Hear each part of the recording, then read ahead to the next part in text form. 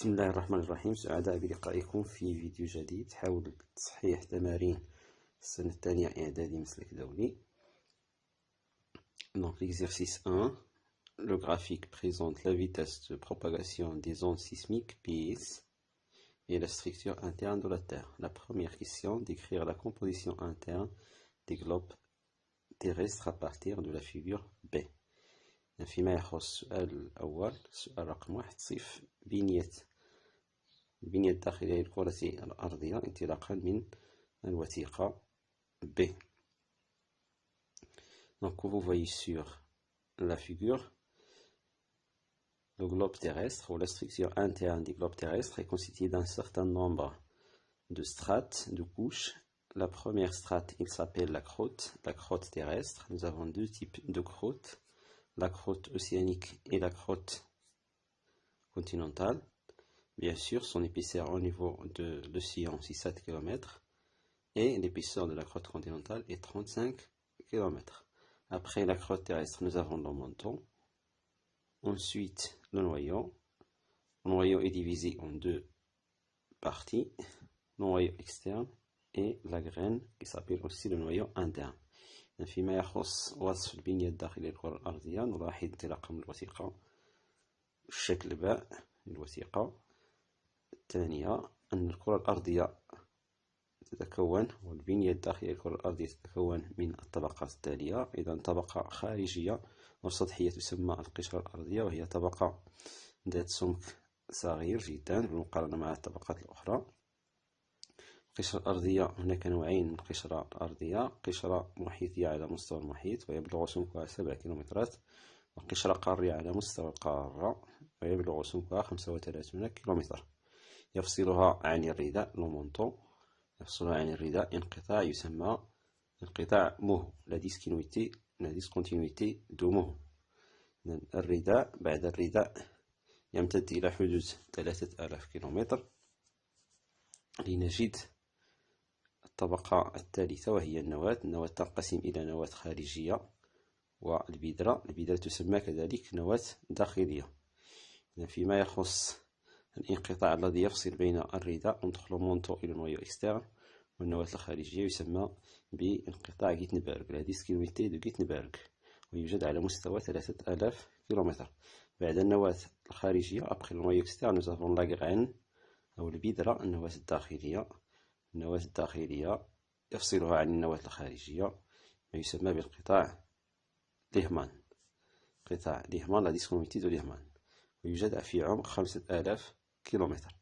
هذه هي البنية الداخلية للكرة الأرضية. Donc la structure interne des globes terrestres est constituée de 3 strates, à savoir la croûte, le manteau et le noyau. Le noyau est divisé en deux, le noyau externe et la graine ou noyau interne. Maintenant pour la question numéro 2. Analysez la courbe de la figure A. نحلل منحنيات لدينا منحنيين الشكل ألف في الوثيقة التالية. Donc la courbe représente l'évolution de la vitesse des ondes sismiques P et S, les ondes primaires et les ondes secondaires. المنحنى يمثل تطور سرعة الموجات الزلزالية P، الموجات الأولية P، les ondes primaires P، والموجات الثانوية S، les ondes secondaires S. Donc l'évolution de la vitesse, c'est-à-dire la vitesse augmente, diminue en risque constante. Donc il faut décrire cette évolution. Mais avant de commencer donc la description de l'évolution de la vitesse des ondes sismiques, il faut savoir que les ondes S se propagent uniquement dans le milieu solide, alors que les ondes P se propagent dans les milieux liquides et solides. La vitesse des ondes sismiques, soit POS, c'est-à-dire la vitesse des ondes P et la vitesse des ondes S, augmente avec l'augmentation de la densité des milieux de propagation. السؤال الثاني، تحاول تحليل المنحنيات، لكن قبل أن نبدأ تحليل المنحنى لابد أن نتطرق أو نشير إلى أن سرعة الموجات الزلزالية S و P تزداد مع ازدياد كثافة وصلابة الوسط.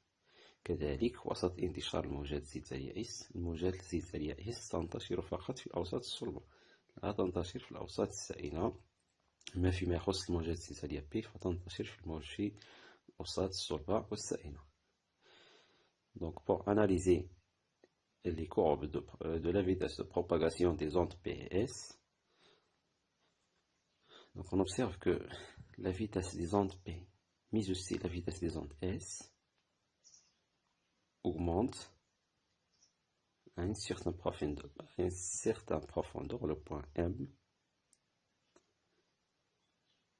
jusqu'aux 3000 km.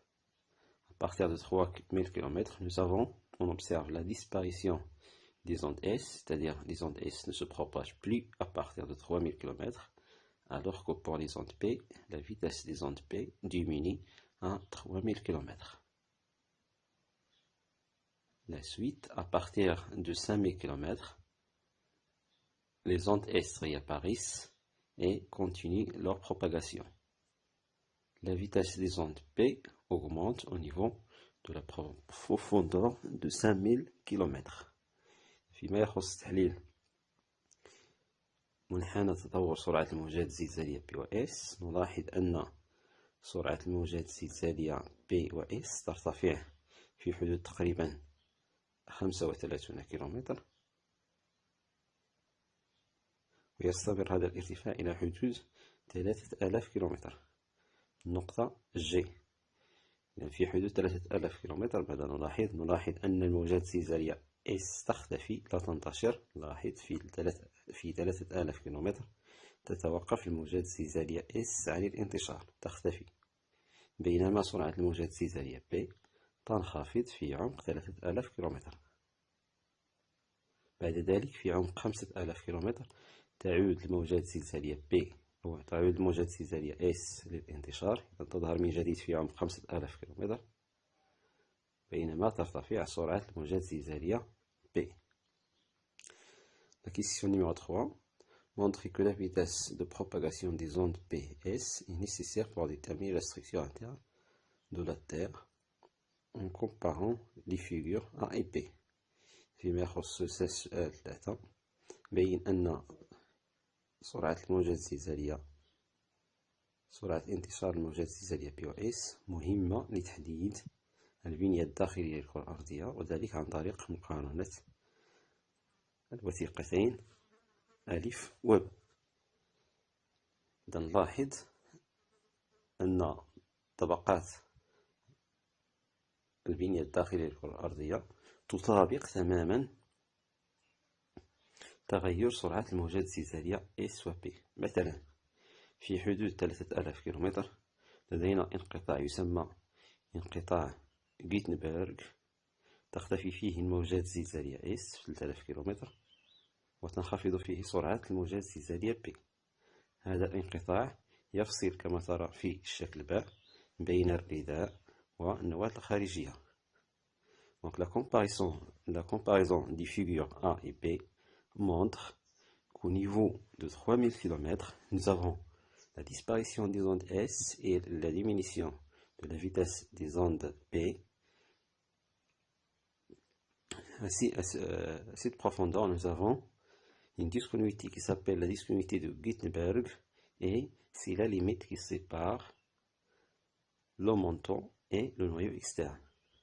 Aussi, la deuxième variation, au niveau de 5000 km, les ondes S réapparaissent et la vitesse des ondes P augmente, et à cette profondeur, comme montre la figure B, nous avons une autre discontinuité, une autre limite qui sépare le noyau externe de la graine.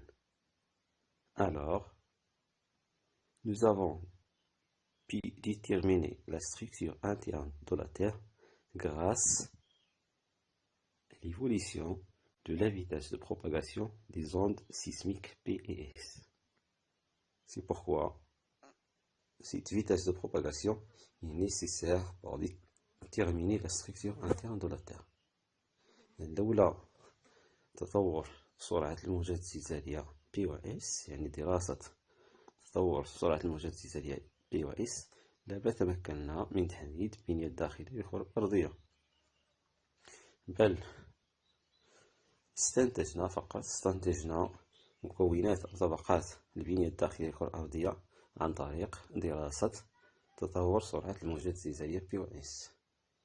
La dernière question formule une hypothèse expliquant l'absence des ondes S dans le noyau externe. السؤال الرابع: اقترح فرضية تمكننا من تفسير غياب الموجات الزلزالية S على مستوى النواة الخارجية noyau externe. كما قلنا سابقا، الموجات الزلزالية S لا تنتشر في الأوساط السائلة، تنتشر في الأوساط الصلبة فقط. نقول ربما أن الحالة الفيزيائية للنواة الخارجية هي حالة فيزيائية سائلة، لذلك لا تنتشر موجات الزلزالية S على مستوى. Donc pour l'hypothèse, peut-être mon noyau externe est liquide, c'est pourquoi les ondes S ne se propagent pas au niveau du noyau externe, car on sait que se propage uniquement dans les milieux solides et ne se propage pas au niveau des milieux liquides.